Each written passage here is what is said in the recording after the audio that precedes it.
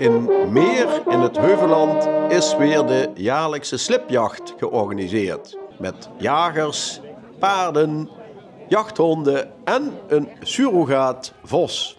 Dit is een happening wat al tientallen jaren geleden begonnen is met een paar mensen uit het dorp en mijn vader.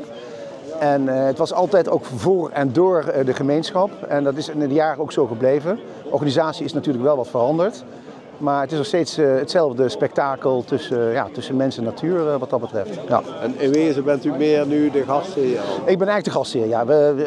Niet alleen ik, er zijn natuurlijk ook nog andere landeigenaren die ook hun landgoed of hun terrein ter beschikking stellen. En dat is iedere keer toch wel een vraagteken, waar staan de gewassen en waar kunnen we overheen gaan.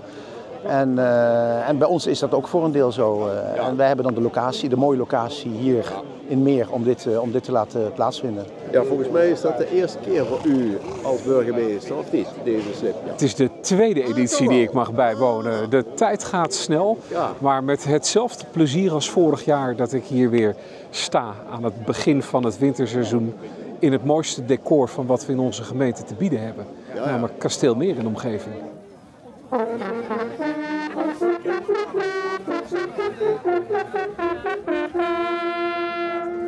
En echt gejaagd wordt er niet veel vandaag? Nee, dat hebben ze nooit gedaan. Dat is verboden in Nederland, dus er wordt gejaagd op een spoor als het ware.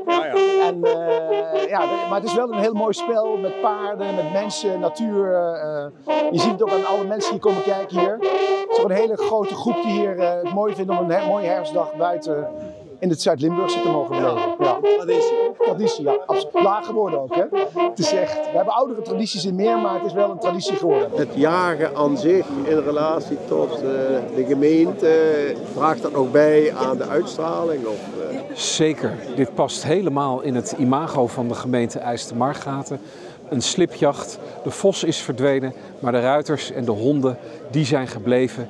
Een heel mooi decor, een hele mooie oude traditie die ook wordt uitgeoefend, wordt beoefend met respect voor de natuur en het landschap. En dat is IJsselstemargaten.